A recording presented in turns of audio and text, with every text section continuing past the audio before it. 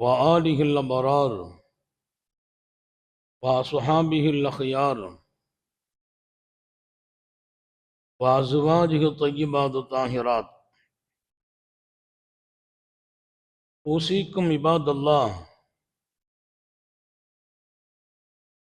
وإياي أولا بتقوى الله. أما بعد،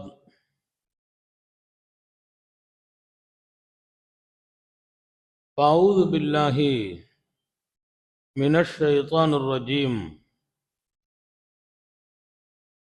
بسم الله الرحمن الرحيم. وذكر فإن الذكرى تنفع المؤمنين. صدق الله مولانا العظيم. وقال نبي الله سيد البشر محمد رسول الله صلى الله عليه وسلم: اللهم اجعلني ذكارا لك شكارا لك. صدق نبي الله صلى الله عليه وسلم. எல்லாம் வல்ல அல்லாஹுவின் அன்பும் மேலான கருணையும் நமக்கெல்லாம் வந்து சேரட்டுமாக. நமது உயிரினும் மேலான கண்மணி நபிகள் நாயகம் ஸல்லல்லாஹு அலைஹி வஸல்லம் அவர்களின் அன்பையும் ஷஃபாஅத்தையும் பெறுவதற்கு அல்லாஹ் நம் எல்லோருக்கும் தௌஃபீக் செய்வானாக. அல்லாஹ் ரஹ்மான் நமக்கும் நம்முடைய பெற்றோர், மனைவி, மக்கள், குடும்பத்தார் யாவருக்கும் உயிருள்ள வரையிலும் உடல் சுகத்தை நசீபாக்கி தருவானாக. மருத்துவமனை கஷ்டம், அதன் சிரமம், செலவுகளிலிருந்து நிரந்தரமான பாதுகாப்பை அல்லாஹ் நம் எல்லோருக்கும் கொடுத்தருள் புரிவானாக. வானம் பூமியினுடைய ஆபத்துகளை விட்டும், முசீபத்துகளை விட்டும், கெட்ட முடிவுகளை விட்டும் நம்மையும் நம் குடும்பத்தையும் பாதுகாத்து அருள் புரிவானாக. அவனுடைய படைப்புகளின் தீங்குகள் அனைத்திலிருந்தும் நம்மையும் நம் சமூகத்தையும் காத்தருள் புரிவானாக. அல்லாஹுவின் எல்லையில்லா பேரருளால் வல்ல ரஹ்மான் அவனை நினைத்து பார்க்கிற நல்லதொரு வாய்ப்பினை அவன் நமக்கு வழங்கி கொண்டிருக்கிறான். அவனை நினைத்து பார்த்தாலே வாழ்க்கை இன்பமயமாய் விடுகிறது. அவன் நினைவிலே மனிதர்களுக்கு ஒரு பெரிய நிம்மதி நசீபாகிறது. இன்றைக்கெல்லாம் நாம் தேடுகிற ஒரு பெரிய வாழ்க்கை நிம்மதிதான். கையிலே பணம் இருக்கிறது, வாழ்வதற்கு அழகான வீடு இருக்கிறது, கண்குளிர்ச்சியான மனைவி மக்கள் இருக்கிறார்கள். மனம் எங்கோ ஒரு வகையான பதட்டம், பயம், ஒரு வகையான தடுமாற்றத்தில் நிம்மதி இழந்திருக்கிறது. இன்றைக்கு எல்லாம் இருந்தும் மனதை மாத்திரம் நாம் கட்டுப்படுத்த முடியாத ஒரு காலம். என்ன குறைன்னு கேட்பாங்க, அவருக்கு என்ன குறைப்பாம்பாங்க. ஆனா அவர்கிட்ட போய் கேட்டா சொல்வார், ரொம்ப சங்கடப்படுகிறேன் என்பார். அந்த சங்கடங்கள் எல்லாம் மருத்துவ ரீதியான காரணங்கள் இல்லை. டாக்டர்கிட்ட போனா செக்அப் பண்ணிட்டு நீங்க உனக்கு ஒண்ணுமே இல்லைன்னு சொல்லிடுவார், ஒண்ணும் இல்லை. ஆனால் இங்கே உள்ளத்தில் ஒரு வகையான பதட்டம், உள்ளத்தில் ஒரு வகையான பயம், உள்ளத்தில் ஒரு வகையான குழப்பம், தடுமாற்றம். இதுக்கு தீர்வு அல்லாஹ் தான். என் நினைவில் அதற்கு தீர்வு என்று சொன்னான். என் நினைவிலே அதற்கு தீர்வு. நீ என்ன நினைக்கணும், அதற்கு தீர்வு கிடைத்து விடும். அல்லதீன ஆமனு தத்மஇன்னு குலூபுஹும் பிதிக்ரில்லாஹ். விசுவாசிகளை கூப்பிட்டு சொல்கிறான், யார் விசுவாசம் கொண்டார்களோ, முழுமையாக அல்லாஹ்வை நம்பினார்களோ, அவர்களின் உள்ளம் அல்லாஹுவின் நினைவில் நிம்மதி பெற்றுக் கொண்டிருக்கும். வதத்மஇன்னு குலூபுஹும் பிதிக்ரில்லாஹ். அவர்களின் உள்ளம் அல்லாஹ்வின் நினைவில் நிம்மதி பெற்றுக் கொண்டிருக்கும். அந்த நினைவு நமக்கு வருவதற்கு நிறைய தடைகளை வச்சிருக்கிறான். அவன் நினைவுல நிம்மதி ஆயிடுவோம். வீடு இருக்கும், நிம்மதி இருக்கும், மனைவி இருப்பால் நிம்மதி இருக்கும், பிள்ளைகள் இருப்பார்கள், நிம்மதி இருக்கும், எல்லாம் இருக்கும், நிம்மதி இருக்காது. எங்கே, ஏன் காணாமல் போனது? ஏதாவது சின்ன சின்ன சங்கடங்களும் சலனங்களும் நமது நிம்மதிகளை பறித்து கொண்டிருக்கும். அந்த நேரத்தில் அதிலேயே போயிட்டு இருப்போம். அப்படி ஆயிட்டோ இப்படி ஆயிட்டோ, இந்த நிலை போய்கொண்டே இருக்கும். நம்ம கொண்டு போய் நிம்மதியை கொடுக்கிற இடத்தில் நுழைய விடாமல் 2 பேர் தடுத்துட்டே இருக்கிறாங்க. 2 பேர், ஒன்று நமது நப்சு, இன்னொன்னு ஷைத்தான். ஷைத்தான் நம்ம நிம்மதியா வாழ விட மாட்டான். நம்ம கூட இருக்கிற நப்சு நம்மை நிம்மதியா வாழ விடாது. நிம்மதி எங்க இருக்குமோ அங்க போக விடாது. அல்லாஹ்வின் பக்கம் போகணுமே, போக விடாது. அவன் நினைவுல போய் உட்கார்றதுக்கு வாய்ப்பை கொடுக்காது. வேற எதையாவது சிந்திக்கும். நமக்கு ஏன் இந்த பிரச்சனை வந்துச்சு, மீண்டும் மீண்டும் மன அளவாய் கொண்டே இருக்குமே தவிர நமக்கு பிரச்சனை எல்லாம் இல்லை. அல்லாஹுடைய நினைவிலே நாம் சந்தோஷமாகலாம் என்கிற இடத்திற்கு போவதற்கு நப்சும் ஷைத்தானும் தடை. எனவேதான் அல்லாமா இமாம் பூஷரி தங்களுடைய காவியத்தில் சொல்வார், நீ நப்சுக்கும் மாறு செய், ஷைத்தானுக்கும் மாறு செய். இந்த 2 பேரும் உனக்கு நல்லது சொல்ற மாதிரி சொல்லுவாங்க. நீ நல்லா இருக்கிறப்பா ஒன்னும் கவலைப்படாத, நல்லது சொல்லுவாங்க. நல்லது சொன்னாலும் மாறு செய்து விடு. உன் நப்சு என்ன சொன்னாலும் மாறு செய். நப்சுக்கு கட்டுப்படக்கூடாது.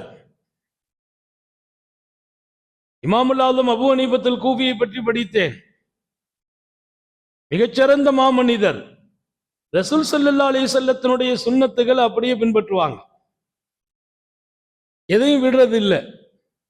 அல்லாஹ் நமக்கும் தௌபீக் செய்வானாக. வாழ்க்கையில நம்ம போற போக்கு இருக்குது பாருங்க, அதற்கான ஒரே வழி அல்லாஹ் சொன்னான், முஹம்மது ரசூலுல்லாஹ். நீ சரியா வாழணுமா, முஹம்மது ரசூலுல்லாஹ். தாய்மார்களுக்கும் சொல்லுகிறேன், வேறு யாரிலும் நமக்கு முன்மாதிரி இல்லை. உனக்கு அழகிய முன்மாதிரி முஹம்மது ரசூலுல்லாஹ்வுடைய வாழ்க்கையில இருக்குது. எல்லா வாழ்க்கையையும் கடந்து வந்தவங்க. சில பேர் பார்த்தீங்கன்னா ஒரு குறிப்பிட்ட லைஃப்ல வாழ்ந்திருப்பாங்க. சில பேருக்கு ஒரு குறிப்பிட்ட இடத்துல திருப்தி அளிச்சிருக்கும். பெருமானார் ஸல்லல்லாஹு அலைஹி வஸல்லம் எல்லாத்தையும் கடந்தவங்க. இன்பத்துல வாழ்ந்தாங்க, துன்பத்துல வாழ்ந்தாங்க, கவலையில வாழ்ந்தாங்க, பயத்துல வாழ்ந்திருக்கிறாங்க, ஆரோக்கியத்துல வாழ்ந்தாங்க, நோயில வாழ்ந்தாங்க, வசதியா வாழ்ந்தாங்க, ஏழையா வாழ்ந்தாங்க. அல்லாஹ் வாழ வைத்தான். எல்லா நிலைகளிலும் நமக்கு முன்மாதிரி. செல்வ செழிப்பா வாழ்றாங்க ஸல்லல்லாஹு அலைஹி வஸல்லம். ஒரு கட்டத்துல சொல்லுவாங்க, எனக்கு என்ன வசதி இல்லை, இந்த உஹது மலையே தங்கம் நான் சொன்னால் என்றார்கள். உஹது மலையே தங்கம். தங்கம்னா 1 கிராம் 1 மில்லி 1 கிலோ இல்ல, உஹது மலை எத்தனை ஆயிரம் டன். நான் சொன்ன அது தங்கம். இதை விட என்ன பெரிய செல்வம். அல்லாவும் சொன்னான், ஏழையாக வாழ வைத்த அல்லாஹ் உங்களை பணக்காரராகவும் வாழ வைத்தான். குர்ஆன் சொல்லுது, ஏழையா வாழ வைத்த அல்லாஹ் உங்களை பணக்காரராகவும் ஆக்கினான். ஒருவர் ரசூல்ட்ட வந்து கேட்கிறார், யார் ரசூலல்லாஹ், கொஞ்சம் கஷ்டமா இருக்கு, ஏதாச்சும் கொடுங்க. பெருமானார் சொன்னார்களாம், தோழரே அந்த பக்கம் போங்க, அந்த மலை அடிவாரத்துக்கு போங்க. சரி போறேன், நம்ம ஆட்டு மந்தை அங்க இருக்குது, அதை எடுத்துக்கங்க. எத்தனை ஆடு எடுக்க, அந்த மந்தையை கூட்டு போங்கன்னாங்க. என் ஆட்டு மந்தை எங்க இருக்கிறது, எடுத்துட்டு போங்க. அவர் பிரமிச்சு போனார். ஏதாவது ரசூலுல்லாஹி ஸல்லல்லாஹு அலைஹி வஸல்லம் கேட்டா ஒரு ஆடு தந்தா போதுமே என்று வந்தவருக்கு ஒரு ஆட்டு மந்தையே உங்களுக்கு எடுத்துட்டு போங்க. இங்கிருந்து அவர் போறார், போய் பார்த்துட்டு ஓடி வந்துட்டார். அங்க பாத்தீங்கன்னா மலை அடிவாரத்தில் இங்கிருந்து அங்க வரைக்கும் பல 100 ஆடுகள் நிக்குது. பெருமானாரா அதுக்கு சொந்தக்காரங்க, அவங்க ஏழைன்னு சொன்னாங்களே, அன்னைக்கு சாப்பிட்றதுக்கு தான் வசதி இருக்குன்னாங்களே, பெருமானார் வயிற்றுல கல்லுக்கட்டியில இருந்தாங்கன்னாங்க, பெருமானாருக்கு சாப்பிட்றதுக்கு பல நேரங்கள்ல பசியோடு வாழ்ந்ததாக வரலாறு இருக்கிறது, வீட்டுல அடுப்புல நெருப்பு எரியல்லாம் இருக்குது. ஆடு மந்தங்கிறது ஏதோ ஒரு 10 100 ஆடு நிற்கும் பார்த்தா இந்த மலையிலிருந்து அந்த மலை அடிவாரம் வரையிலும் ஆடுகள் நிரம்பி இருக்குது. அவர் ஓடி வந்தார், யார ரசூலல்லாஹ் எங்கன்னு கேட்டார். அங்க போய் பார்த்தியாப்பா, ஆமா அது பரக்கத்தான ஆடுல, அது உனக்கு தான்பா. அனைத்துமா, ஆமா எல்லாம் உனக்கு எடுத்துக்கான்னா. அவ்வளவு ஆட்டையும் எடுத்துட்டு போறார். என்ன நடந்துச்சு தெரியுமா, தன் சமூகத்தை போய் சந்தித்தார். யா அஸ்லம் அஸ்லிமு, எங்கள் கூட்டமே எல்லாரும் இஸ்லாத்தை ஏத்துக்கங்க, இனி உங்க வாழ்க்கையில வறுமையே கிடையாது, பரக்கத்தான செழிப்பான பொருளாதாரத்தை கொண்டு வந்திருக்கிறார். அந்த சமுதாயம் மொத்தமும் அல்லாஹ்வை ரசூலை நம்பி வந்தார்கள். அங்கே அத்தனை பேர்களுக்கும் தேவையான பரக்கத்து கொடுக்கப்பட்டுச்சு.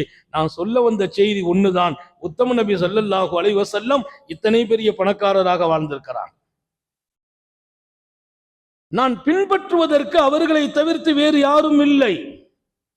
வாழ்க்கையிலே செழிப்புகள் வரும்போது, வசதிகள் வரும்போது நான் எப்படி இருக்கணும்? கொடுத்து வாழு. அல்லாஹ் கொடுத்து கொண்டே இருப்பான். கொடுக்க ஒண்ணும் இல்லையேங்கிறது இல்ல, கொடுக்க ஒண்ணும் இல்லை, நீ கொடு, அல்லாஹ் உனக்கு கொடுப்பான்.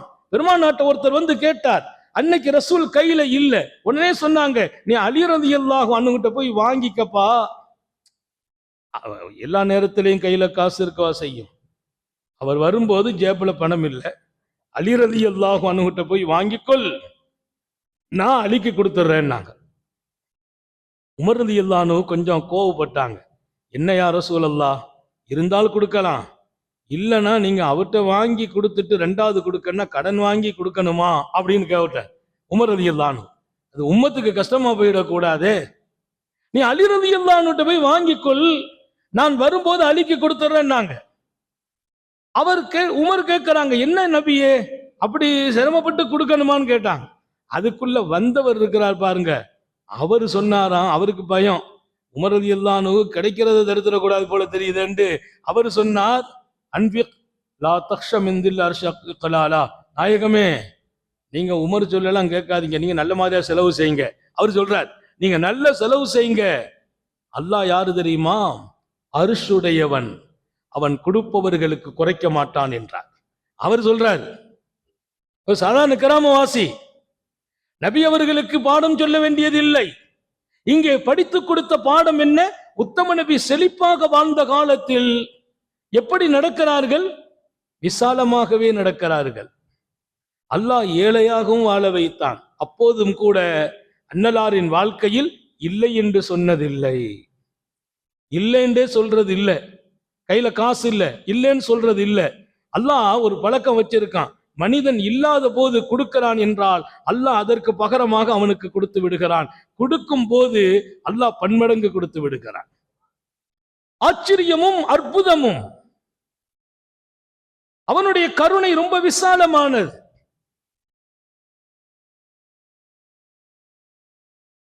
ஹதீஸிலே பல வகையான செய்திகள். பசி இருக்குது, ஒண்ணுமே இல்லைன்னு காசை கொடுத்து விட்டு எதையாவது வாங்கிட்டு வாங்கன்னு சொல்லி அனுப்பிய போது பாத்திமா நாயகி அலி ரலியல்லாஹு அன்ஹு கிட்ட ஒருத்தர் வந்து அவங்க கேட்கறாங்க, அலி எதுக்கு வாங்க போறாங்க? அந்த கொண்டு போய் எதையாவது வாங்க போறாங்க, எனக்கு பசிக்குதுன்னாங்க. அவங்க கையில கொடுத்துட்டு வந்துட்டாங்க. அதுக்கு பகரமா அல்லாஹ் பன்மடங்கு இல்ல, 1க்கு 10 கணக்கு பண்ணி கொடுத்தானா.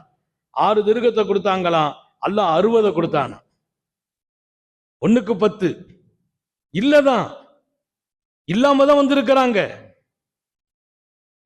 ஆனாலும் கேட்டபோது கொடுக்கிற மனசு, இதெல்லாம் ரசூலுடைய வாழ்க்கை. நான் சொல்வேன், என் வாழ்க்கையின் முன்மாதிரி முகமது ரசூல் ஸல்லல்லாஹு அலைஹி வஸல்லம். அவங்களை நான் பின்பற்ற காலமெல்லாம் மன நிறைவோடு வாழ்கிறேன். எதை நினைச்சும் நான் பயப்பட போறது இல்லை, எதை நினைச்சும் கவலை வர்றது இல்லை, எதை நினைச்சும் மனசு தடுமாற்றம்ங்கிறது இல்லை. இன்னைக்கெல்லாம் மனசுல 1000 குழப்பங்கள் மனிதனை நிறைவான இடத்தை நோக்கி போக விடுறது இல்லை. பணம் இருக்குது, வசதி இருக்குது, வாய்ப்பு இருக்குது, எல்லாம் இருந்தாலும் ஒரு நிறைவை மனம் ஏற்றுக்கொள்ள முடியாமல் ஷைத்தானாலும் நஃப்ஸாலும் மனிதன் தடுக்கப்படுகிறான். அந்த சூழ்ச்சியில இருந்து நம்ம ஜெயிக்கணும். அதனாலதான் அல்லாஹ் சொல்வான், நீங்கள் மக்களுக்கு சொல்லிக் கொண்டு இருங்கள், அல்லாஹ்வை நினைவுபடுத்துங்கள். ரசூலின் வாழ்க்கை என்பது உலகத்தில் ரொம்ப முத்தாய்ப்பான வாழ்க்கை. மக்களுக்கு நினைவு உண்டாக்கணும், மக்கள்கிட்ட மறதி வந்துகிட்டே இருக்கும். ஆதம் அலைஹிஸ்ஸலாத்து வஸ்ஸலாம அல்லாஹ் படைத்த போது ஆதம் அலைஹிஸ்ஸலாத்து வஸ்ஸலாமுடைய வாழ்க்கையில இன்னும் படைச்சு முடிக்கல, முழுமையாகல. அவங்கள படைச்சிட்டு ரூக ஊதிட்டு இருக்கும் போதே எழுந்திருச்சாங்களாம். யாரு? பாவா. அல்லாஹ் சொன்னானா, அஜல ஆதம் அஜல துர்ரியத்து, ஆதம் அவசரப்பட்டு விட்டார், அவங்க சந்ததிகளும் அவசரப்படுவாங்க. அவசரங்கிறது எங்க உருவாகுது? படைப்பிலேயே. ஒக்கானல் இன்சானு அஜூலா, மனிதன் அவசரக்காரனாகவே ஆகிவிட்டான் என்று அல்லாஹ் சொல்றான். அவசரங்கிறது எங்க உருவாகிட்டு? பாபாவை படைக்கிற போதே உருவாகுது.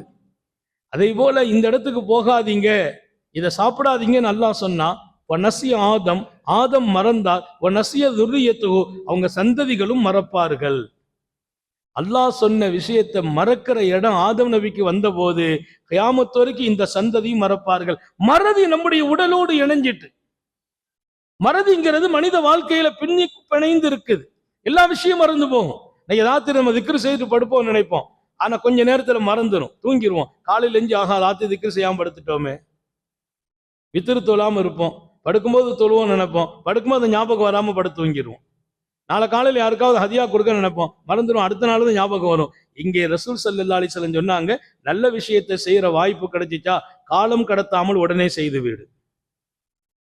ஒண்ணு நினைக்கிறோம் இப்போ திக்ரு செய்யணும், அப்பவுமே செய்திரு. வித்திரு தொழணும், வக்து வந்துட்டு அப்பவுமே தொழுதுரு. படுக்கும்போது தொழலாம், படுக்கும்போது மறக்கடிச்சிருவான். ஏதாச்சும் ஒரு ஹதியா அவங்களுக்கு கொடுக்கணும்னு நினைப்போம், காலையில ஒரு சதக்கா செய்ய நினைப்போம், காலையில இல்ல இப்பமே செய். ஏன்? மறக்கடிச்சிருவான். மறதி நம்முடைய வாழ்க்கையோடு இணைந்தது. தாய்மார்களுக்கும் சொல்கிறேன், நல்ல விஷயங்கள் மறந்து மறந்து போகும், செய்ய முடியாம ஆயிடும். நீங்க குர்ஆன் ஓதணும்னு நினைப்போம், பல வேலைகள் வந்து ஓத முடியாம ஆயிடும். இங்கே அல்லாஹ் சொன்னான், ஃபதக்கிர், நபியே ஞாபகப்படுத்திக் கொண்டே இருங்கள். பெருமானாருடைய வேலை நினைவூட்டுகிற வேலை.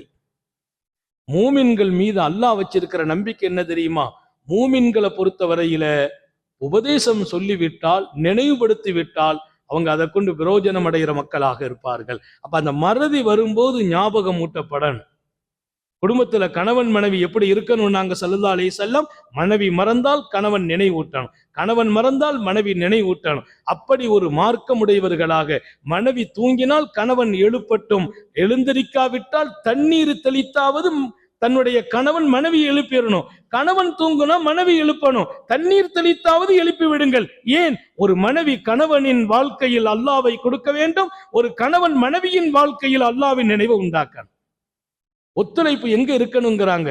உறக்கத்தில் கூட எழுந்திருக்க வேண்டிய நேரத்தில், அல்லாஹ்வை நினைவு கூற வேண்டிய நேரத்தில் கணவன் எழுந்திரித்து மனைவி உறங்கினாள், மனைவி எழுந்திரித்து கணவன் உறங்கினாள், ஒருவர் மற்றவரை எழுப்பணுங்கிறாங்க ஸல்லல்லாஹு அலைஹி வஸல்லம். எழுப்பணும்னு மட்டும் சொல்லல, நல்ல மனைவி அந்த மனைவியே என்றார்கள். எந்த மனைவி யா ரசூலல்லாஹ்? கணவனையும் எழுப்பி அல்லாஹ்வின் நினைவில் நிறுத்தினாலே அவன் நல்ல மனைவி. மனைவி உறங்கினாள், மனைவியை எழுப்பி அல்லாஹ்வின் நினைவில் நிறுத்தினாரே அவர் நல்ல கணவர். இன்னைக்கு நம்ம மனைவியை சந்தோஷப்படுத்த நினைக்கிறோம், ஏதாவது ஒண்ணு வாங்கி கொடுக்கணும், ஒரு ட்ரெஸ்ஸை கொடுக்கணும், நகையை கொடுக்கணும். மார்க்கம் எந்த வகையிலும் மறுக்கல்ல, அனுமதிக்குது. மனைவியை எந்த வகையிலெல்லாமும் சந்தோஷப்படுத்தலாம், இன்னொரு வகையிலையும் சந்தோஷப்படுத்தணும். அல்லாஹ்வின் நினைவு அவங்க மறக்கிற போது கொடுத்துக்கிட்டே இருக்கணும். ஒரு கணவன் மறக்கும் போது மனைவி கொடுக்கணும். அப்படி கொடுப்பார்களா, அந்த வீடு பரக்கத்துக்குரிய வீடு. அல்லாஹ் நம்ம எல்லாருக்கும் தௌபீக் செய்வானாக. மறதி வாழ்க்கையாக இருக்கிறது, உடலோடு இணைந்து இருக்கிறது, இரத்தத்தோடு கலந்து இருக்கிறது. நல்ல விஷயங்களை செய்யணும்னு நினைப்ப மறந்து போயிடும். அதனால உடனே மனசுல ஒரு எண்ணம் வந்துச்சா, நல்ல எண்ணம், உடனே நிறைவேற்றுங்கள். அதற்கு காலம் கடத்தக்கூடாது. காலம் கடந்து இன்னைக்கு என்ன நாளைக்கு போயிட்டே இருக்கும். இமாமுல் ஆலம் அபூ ஹனீஃபா ரஹ்மத்துல்லாஹி அலைஹி ஒருத்தர் சந்தித்தார், ஏதோ கேட்டார், எடுத்துட்டாங்க. எடுத்து கொடுக்கும் போது பக்கத்துல வந்தவர் சொன்னார், பாவா பெருமானார் ஸல்லல்லாஹு அலைஹி வஸல்லம் சுன்னத்தை நீங்க விட்டதே இல்லையே, இப்ப அவர் கேட்ட உடனே இடது கையால கொடுக்குறீங்களேன்னார். இமாமுல் ஆலம் ரலியல்லாஹு அன்ஹு அப்படி எடுத்து கொடுக்கும் போது, இடது கையில கொடுக்குறீங்களா பாவா, இது வரைக்கும் வடது தானே நல்ல காரியங்களை செய்யணும். பெருமானாருடைய சுன்னத், ஆயிஷா நாய் சொல்லுவாங்க, கான யுஹிப்பு தயாமுன் அத்தரஜுல் வத்தனஉல். ஸல்லல்லாஹு அலைஹி வஸல்லம் வடது தான் பிரியப்படுவாங்க, எல்லாத்திலையுமே வடதை பிரியப்படுவாங்க. எந்த அளவுக்கு? தலைமுடியை அலங்கரிப்பதாக இருந்தாலும் வடது பக்கம் ஸ்டார்ட் பண்ணுவாங்க, இப்படிதான் முடிய அலங்கரிப்பாங்க. அடுத்துதான் இந்த பக்கம். காலிலே காலணி அணிவதா இருந்தாலும் வடது காலில் தான் காலணி அணிவார்கள், ரெண்டாவது தான் இடது காலில் போடுவாங்க. இப்படி நம்ம சட்டை போடுறோம் வைங்கள, வடது கையை போடணும், பெனியன் போடுறோம் வடது கை, அப்படி பழக்கணும். அது வராது, திடீர்னு இடது கை தான் வரும். சாப்பிடுவது மாத்திரம் அல்ல, யுஹிப்பு தயாமுன், எல்லாவற்றிலும் பெருமானார் வடது பிரியப்படுவாங்க. வடது கையால எடுக்கிறது, வடது கையால சாப்பிடுறது, வடது கையால வைக்கிறது, வடது கையில சட்டை போடுறது, வடது காலில் தான் முதல்ல காலணி அணிவது. அப்படி ஒரு சுன்னத்து இருக்க நீங்க இடது கையால கொடுக்குறீங்களே. இமாமுல் ஆலம் அபூ ஹனீஃபா ரஹ்மத்துல்லாஹி அலைஹி அவர் சொன்னார், இமாமுல் ஆலம் அபூ ஹனீஃபா சொன்னாங்க, எனக்கும் தெரிந்தது, நான் மறந்து கொடுக்கல, இடது கையில் தான் எடுத்திருக்கிறேன் என்று எனக்கு தெரிகிறது, வடது கையில மாத்தி கொடுக்கணும், அதான் சுன்னத்து. வேண்டாங்கிட்டு இடது கையில கொடுத்துட்டேன். ஏன் பாவா? வடது கையில மாத்தும் போது அதுக்குள்ள மனசு மாறிடும்.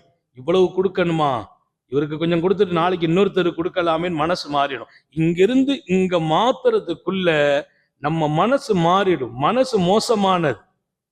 இங்க நான் எடுத்திருக்கேன் 1000 ரூபாய் எடுத்திருப்பேன், சரி இந்த கையில மாத்தும் போது மனசு சொல்லும் 1000 இவருக்கு 500 கொடுப்போம், நாளைக்கு இன்னொருத்தருக்கு கொடுப்போமே அப்படின்ட்டு அந்த கொடுக்கிற இடத்த நப்சு தடுத்துரும். அதனால வடது கைங்கிற சுண்ணத்து விட்டாலும் இந்த நப்சுக்கு கட்டுப்பட்டுற கூடாது, மனசுக்கு கட்டுப்படக்கூடாது. இடது கையாலேயே கொடுத்துட்டேன் நாங்களாம். இங்க பாருங்க, ஒரு சுண்ணத்தை விட்டா கூட பரவாயில்ல, நப்சு கட்டுப்படக்கூடாது. மனசு அவ்வளவு டேஞ்சர். ஆனா அது நல்லது மாதிரி தான் சொல்லும். இவருக்கு 500 கொடுத்துருங்க, நாளைக்கு 500 அவருக்கு கொடுக்கலாம், நாளைக்கு கொடுக்கவே வாய்ப்பே கிடைக்காது, வாய்ப்பு ஏற்படாது. அதனால சொன்னாங்க, இந்த கையில் இருந்து இந்த கை மாற்றுவதற்குள்ளால் மனம் மாறிவிடும். மனசு மாற்றக்கூடாது, அது பார்த்துடக்கூடாது, எடுத்துட்டோம் அப்படியே கொடுத்துடணும். எத்தனை பெரிய மனிதர்கள்! இந்த லைஃப்ங்கிறது அல்லாவையும் ரசூலையும் திருப்திப்படுத்துகிற கண்ணோட்டத்திலேயே போயிட்டே இருக்கணும். அப்படி போகுமையானால் பாவங்கள் எல்லாம் போய் ஈடுபாடே வராது.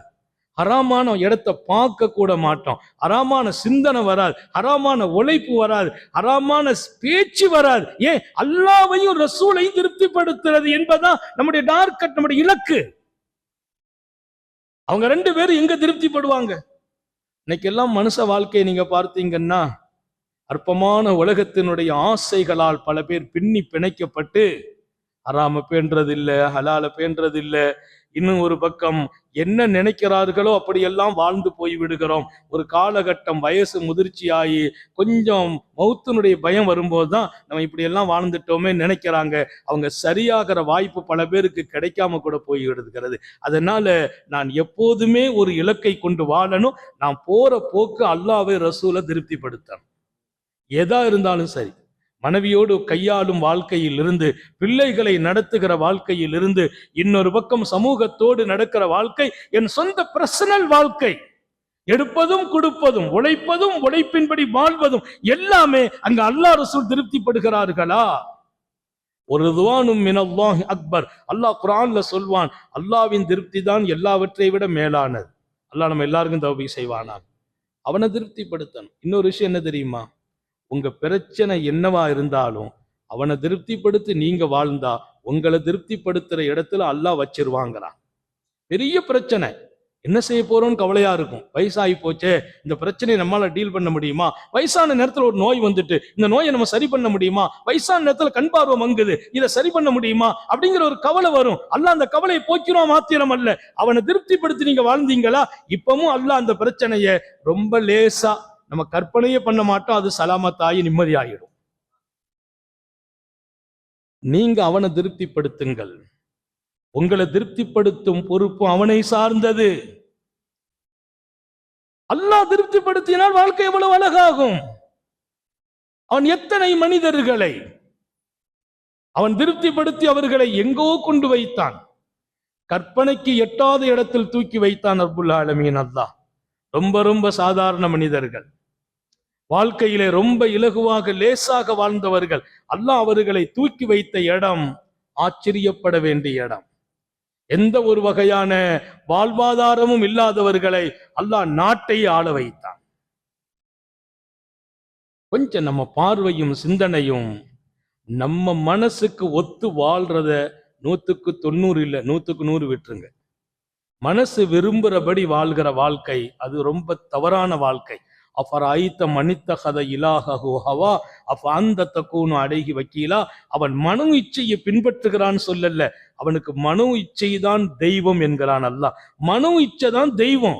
அவன் கடவுளாக என்ன ஏத்துக்கிடல, கடவுளாக மனு இச்சையை ஏத்துக்கிட்டான். அவனுக்கெல்லாம் நீங்க வழிகாட்ட முடியுமான்னு அல்லாஹ் நபியை பார்த்து கேட்கிறான். அஃபரைத்த மனித்தஹத இலாஹஹு ஹவா அஃப அந்த தக்கூனு அலைஹி வக்கீலா. மனு இச்சையின்படியே வாழ்வான். மனசு சொன்னா கேட்பான், மனசு சொன்னா விட்டுருவான். என்னப்பா இன்னைக்கு போகல, மனசு ஒரு மாதிரியா இருந்துச்சு அதனால போகல. இன்னைக்கு ஏன்பா சுபுக்கு வரல, கொஞ்சம் அழுத்தமா இருந்துச்சு மனசு வரல. இந்த மனசு என்ன போக்குல போதோ அந்த போக்குல போறவன் அவன் என்ன அல்லாவா ஏத்துக்கிடல, அவனுக்கு அல்லாஹ் அவன் மன இச்சைதான்ங்கிறான் அல்லாஹ். அவனுக்கு எப்படி நீங்க வழிகாட்ட முடியும்?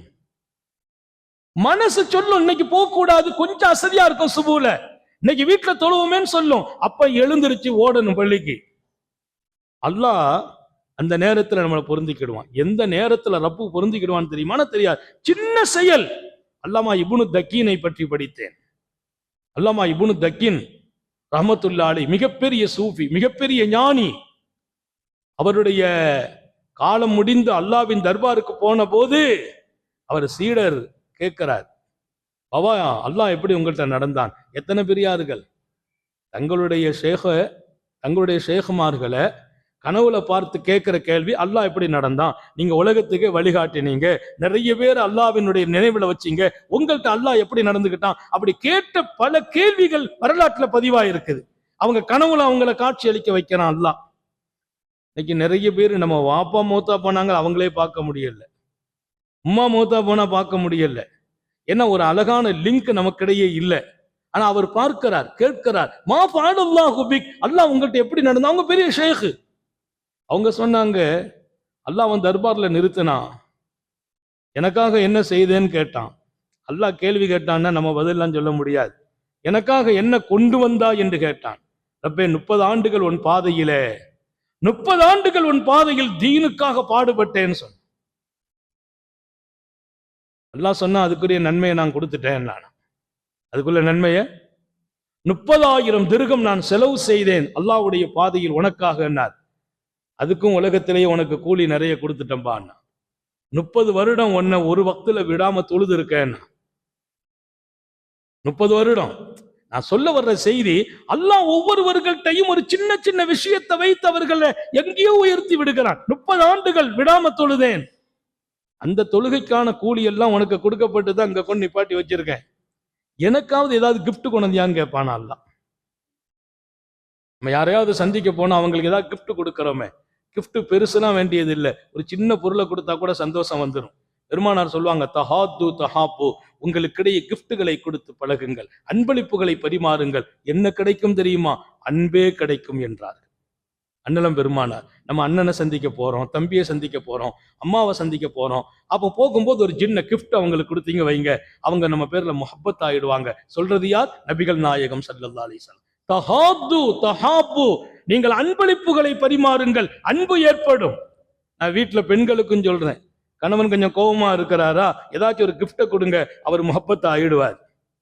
மனைவி கொஞ்சம் நம்ம பேர்ல பிரியம் இல்லையா, ஒரு அன்பளிப்பு கொடுங்க, அன்பு ஏற்பட்டு விடும். இது ரசூலுடைய சுன்னத். அல்லாஹ் கேட்கிறான், எனக்கு என்ன கிஃப்ட் கொண்டு வந்தேன்னு கேட்டானா. அவரு சொன்னாரு, ஒண்ணுமே எனக்கு தெரியல, 30 வருஷம் தொழுகையை சொல்லியாச்சு, அது உன் கடமைங்கிற அல்லாஹ். 30 ஆண்டு நீ தொழுதாய்னா தொழணும், 5 வேளை தொழுவது பரந்துலோ கடமலோ, எனக்காக என்ன கொண்டு வந்தாய்? நோன்பு வச்சேங்கிறார், சதக்கா கொடுத்தேங்கிறார். அல்லாஹ் சில விஷயங்களை சொல்றதுடைய நோக்கம் என்னான, சின்னம் சின்ன விஷயங்களிலும் நான் கிடைக்கிறேன். அவர் சொன்னாராம், இதுக்கு மேல எனக்கு ஒன்னும் தெரியல ரப்பே, தொழுது இருக்கிறேன், சதக்கா செய்திருக்கிறேன், நோன்பு வச்சிருக்கிறேன், உன் பாதையில தியாகம் செய்திருக்கிறேன், அவ்வளவுதான் எனக்கு தெரிஞ்சிச்சு, வேற என்கிட்ட ஒண்ணுமே இல்லை. அல்லாஹ் சொன்னானா, உன்னை போன்றவர்களை நான் நஷ்டமாக்க போவதில்லை. அல்லாஹ் நமக்கும் தௌபீக் செய்வானா. உன்னை போன்றவர்களை நான் நஷ்டமாக்க மாட்டேன். அல்லாஹ் நம்ம செய்கிற எந்த ஒரு காரியத்தையும் வீணாக்கிற மாட்டான், கைவிட மாட்டான். நமக்கு என்னன்னா, அந்த பலனை இங்கேயே பார்க்கணும்னு நினைக்கிறோம், அதான் பெரிய விஷயம்.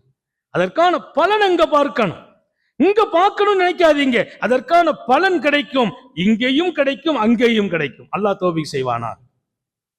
அப்துல் ரஹ்மான் இப்னு அவுஃப் ரலியல்லாஹு அன்ஹு நோன்பு வச்சிருக்கிறாங்க. இமாம் புகாரி ரஹ்மத்துல்லாஹி அலைஹி எழுதுறாங்க, அப்துல் ரஹ்மான் இப்னு அவுஃப் நோன்பு வச்சிருக்கிறாங்க. நோன்பு திறக்கிறதுக்கு அவங்களுக்கு உணவு கொடுக்கறாங்க. கொஞ்சம் 2 பொருள் வைக்கிறாங்க, பால் தேனு கலந்து வைக்கிறாங்க. பால் தேனு கொஞ்சம் உணவு.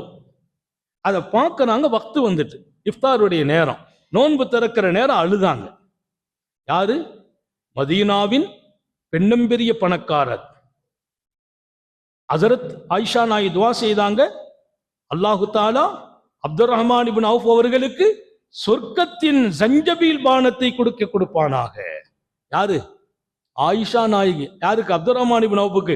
சொர்க்கத்தின் உயர்ந்த பானம் எங்கள் அப்துல் ரஹ்மான் இப்னு அவுஃபுக்கு அல்லாஹ் கொடுக்கட்டும்னாங்க.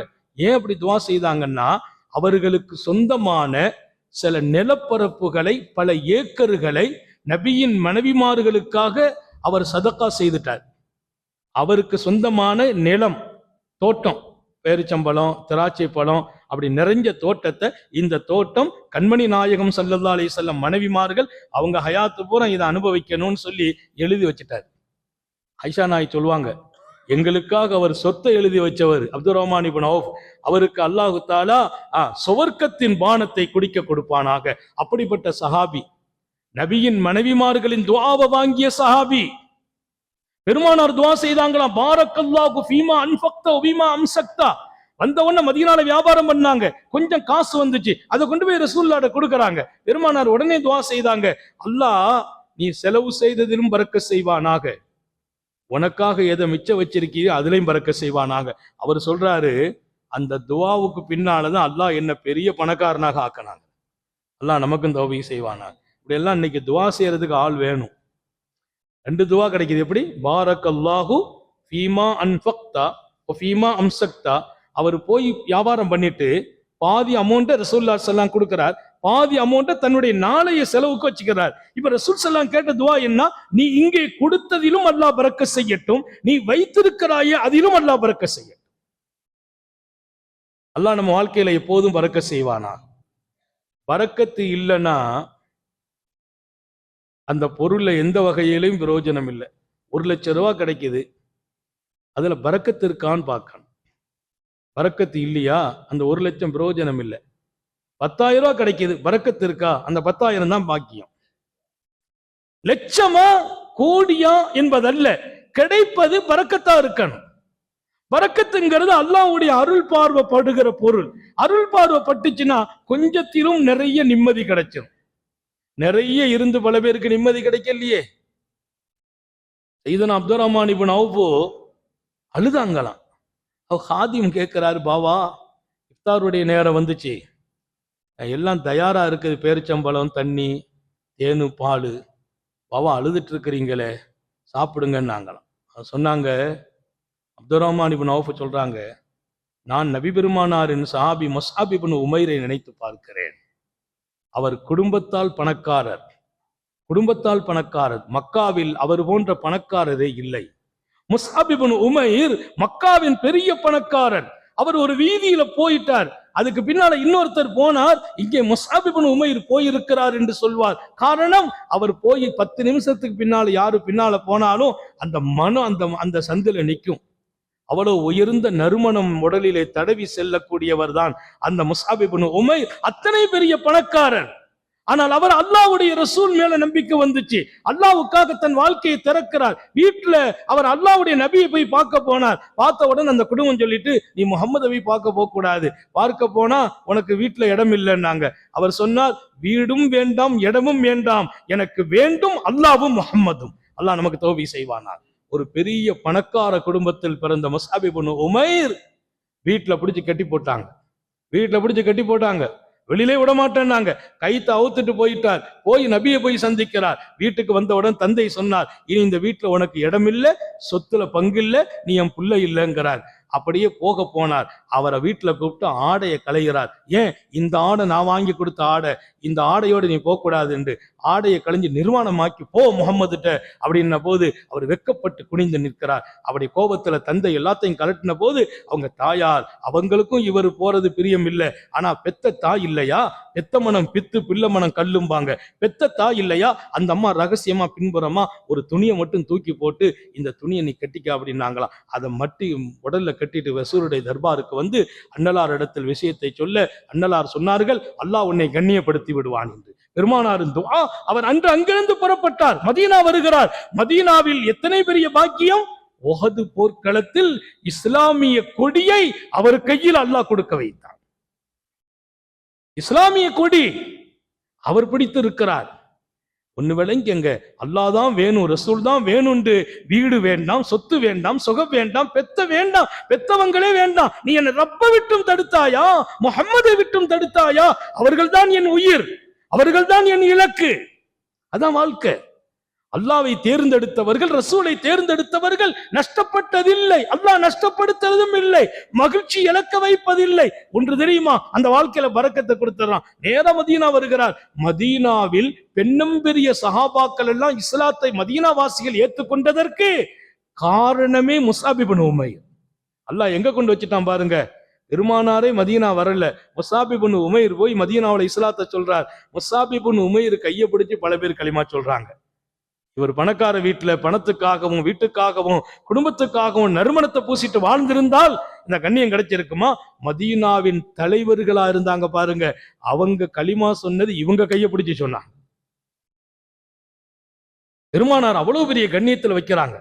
அவர் சட்டை போட்டுட்டு வர்றார், ஒட்டு போட்ட சட்டையை போடுகிறார். பெருமானார் பார்த்துட்டு சொன்னாங்களா, சுப்ஹானல்லாஹ், எத்தனை உயர்ந்த ஆடைகள் இவர் மேனியில் அன்றைக்கு இருந்தது, இன்றைக்கு ஒட்டு போட்ட ஆடை எவ்வளவு அழகாக அவரை காட்டுகிறது. ஒட்டுதான், ஆனா இந்த ஒட்டுக்குள்ளே என்ன கிடைக்கிறது? அல்லாவின் கண்ணியம். இங்க அவர் சொன்ன வார்த்தை என்னன்னா, அப்துர் ரஹ்மான் இப்னு அவ்ஃப் இத்தனை செல்வாக்கும் செழிப்பும் படைத்து வாழ்ந்தவர், அவர் உஹது களத்தில் ஷஹீதாகிறார். முஸாப் இப்னு உமைர் ஷஹீதான போது அவரை கஃனிடணும், நாங்க கஃனிடுறதுக்காக ஆடையை கொண்டு வந்தோம். அவர் தலப்பா இருந்துச்சு, அதை வச்சு பொதிஞ்சா தலையை மறைக்க முடியல, தலை வெளியில தெரியுது, கழுத்து வரைக்கும் தான் அந்த ஆடை முடிஞ்சிச்சு. அப்ப ஒன்னும் ஓடல. உடனே முடிவு பண்ண தலையை மறைப்போன்னு தலையை மறைச்சா கால் தெரியுது. ஓடி வந்த ரசூலுல்லாஹ் ஸல்லல்லாஹு அலைஹி வஸல்லம், யா ரசூலல்லாஹ், முஸாப் இப்னு உமைர் நூற்றுக்கணக்கான மாமனிதர்கள் எல்லாம் இஸ்லாம் ஆவதற்கு காரணமானவர், தன் எல்லா வாழ்க்கையையும் உலகமே வேண்டாம் என்று திறந்து அல்லாஹ்வுக்காக ரசூலுக்காக வந்தவர், அவர் பாடிய மறைக்க துணி இல்லைன்னு சொன்னோம். உத்தம நபி கொஞ்ச நேரம் அப்படி நின்று கொஞ்சம் கண் கலங்கி விட்டு, தலையை மறைத்து விடுங்கள், அவர் காலில் புல்ல கெட்டி அடக்கி விடுங்கள் என்றார். புற்களை எடுத்து அந்த புல்ல வச்சு காலை மறைச்சு அடக்க சொல்லிட்டாங்க. நினைத்து பார்க்கிறேன், என்னை விட மின்னி, என்னை விட பல வகையில் சிறந்தவர், அவங்க கடைசியா உலகத்தை விட்டும் போற போது கஃன் துணி கூட இல்லாம போயிட்டாங்க. நான் நோன்பு திறக்கிறதுக்கு தேனை தர்றீங்க, பாலை தர்றீங்க, உயர்ந்த உணவை தர்றீங்க, எங்களுக்கு பயமா இருக்கு. உஜ்ஜிலத்துலனா ஹசனாத்துனா, இந்த செய்தி புகார் ஷரீஃப்ல வருது. உஜ்ஜிலத்துலனா ஹசனாத்துனா, நாங்க செய்த நன்மைகளுக்கெல்லாம் அல்லாஹ் இங்கேயே எங்களுக்கு கூலி கொடுத்து விடுவானோ, அவங்க உன்னையுமே அனுபவிக்காம கஃன் துணியே இல்லாம போயிட்டாங்களே, அவங்களுக்கு மறுமையை நிறைய கொடுத்துருவானோ, எங்களுக்கு துன்யாவிலேயே கொடுத்து மறுமை குறைஞ்சிருமோன்னு பயமா இருக்குதுன்னு சொன்னாங்க. மட்டும் இல்ல, அந்த பால் தேனை எடுக்கவே இல்லை, பச்சை தண்ணியை கொடுத்து நோம்பு திறந்துட்டு உட்கார்ந்துட்டாங்க. அல்லாவின் நினைவில் வாழ்ந்தவர்கள், உலகத்தின் சுவையான பொருளில் கூட அவர்களுக்கு சுவை தெரியவில்லை. அல்லாவையும் ரசூலையும் திருப்திப்படுத்துவதில் அவர்களுக்கு சுகம் இருந்தது. அன்னைக்கு அந்த தேனும் பாலும் அவங்களுக்கு ஒரு பெரிய திருப்தியாலாம் தெரியல. அதை விட்டுட்டு அல்லாஹ்வுடைய திருப்தி வேணும்னு நினைச்சாங்க பாருங்க, அங்க அவங்க சந்தோஷமாகறாங்க. இத்தனை பெரிய பணக்காரர், ஈமானுக்காக வாரி வாரி கொடுத்தவர், ரசூலுடைய மனைவிமார்களுக்காக சொத்தையே அன்பளிப்பா எழுதி வைத்தவர், ஆனா ஒரு பாலும் தேனும் கலந்த தண்ணியை குடிக்கிறதுக்கு, நோன்பு திறக்கிறதுக்கு அழுகிறார்கள். அந்த மாமனிதர்கள் எல்லாம் அனுபவிக்காம போயிட்டாங்களே, அல்லாஹ் எங்களுக்கு இங்க கொடுத்து அங்க இல்லாம ஆக்கிடுவானோன்னு பயமா இருக்குன்னாங்க. நான் சொல்றது, நம்ம தேன் குடிக்க கூடாதுன்னு சொல்லல, பால் குடிக்க கூடாதுன்னு சொல்லல, எல்லா வகையான ஞாமத்தையும் அனுபவிக்க அனுமதி இருக்குது. அந்த வாழ்க்கையை கொஞ்சம் திரும்பி பார்த்தால் அல்லாவையும் ரசூலையும் திருப்திப்படுத்துவதில் அந்த பெருமக்கள் எடுத்த தியாகம் தான் என்ன, முயற்சி தான் என்ன, அதுதான் இங்கே உங்களுக்கு நான் சொன்னேன். இன்றைக்கு நம்முடைய பயானுடைய இலக்கெல்லாம் அல்லாவை திருப்திப்படுத்தி வாழணும், ரசூலை திருப்திப்படுத்தி வாழணும். அற்ப உலகத்தின் ஆசைகளுக்கு மனசு அலைமோதும், கட்டுப்பட்டு விடாதீர்கள். உங்களை மறக்கடிப்பதில் ஷைத்தான் மும்மனை காட்டுவான். அல்லாஹ்வன் நினைக்கிறதுக்கான வாய்ப்பை தடுத்து கொண்டே இருப்பான். நினைவூட்டுங்கள் நாயகமே, நினைவூட்டினால் மூமின்கள் பிரயோஜனம் அடைவார்கள். நிச்சயமாக நினைவூட்டப்படும் போது மூமின்களுக்கு அது பிரயோஜனம் அளிக்கும். அல்லாஹ்வை பற்றி சொன்னால் நமக்கு ஞாபகம் வர வேண்டும், பிரயோஜனம் அளிக்க வேண்டும். எனவே அல்லாஹ் தான் நமது இலக்கு, அவனை சந்தோஷப்படுத்துவதுதான் நமது இலக்கு. முஹம்மது ரசூலுல்லாஹ் தான், அவர்களை பின்பற்றுவதுதான் நமது மூச்சாக பேச்சாக இருக்க வேண்டும். இதற்கு பின்னால் உலகம் ஒன்றும் நஷ்டமாகாது. நம்ம உலகத்துல எத்தனை கோடியும் சம்பாதிக்கலாம், எத்தனை நாட்டுக்கும் போகலாம், எவ்வளவு வயசிலும் உலகமெல்லாம் சுத்தலாம், எல்லாவற்றுக்கும் அனுமதி. என் சிந்தனையெல்லாம் அல்லாஹ் ரசூலை அதிருப்திப்படுத்துற நிலைக்கு போகக்கூடாதுன்னு என்று இருக்க வேண்டும். அவன் நினைவில் இருந்து மறக்கடிக்கப்பட்டு விடக்கூடாது. ஷைத்தான் மறக்கடித்துக் கொண்டே இருப்பான், நப்சு மறக்கடித்துக் கொண்டே இருக்கும். நான் சுதாரிக்கணும். ஹராமான ஒரு பார்வை பார்க்க சொல்லுமா, கட்டுப்படாதீர்கள். ஹராமான பேச்சு வருகிறதா, கட்டுப்படாதீர்கள். அல்லாஹ்வை திருப்திப்படுத்துகிற வழி எங்கெல்லாம் இருக்கும் அங்கெல்லாம் என் கவனம் இருக்கணும். எனக்கு அப்துல் ரஹ்மான் இப்னு அவுஃப் தேனையும் பாலையும் விட்டதுனால என்ன கிடைச்சு போச்சு நம்ம நினைக்கிறோம். என்ன கிடைச்சிச்சு தெரியுமா? அல்லாஹ்வே கிடைச்சுக்கிட்டான்.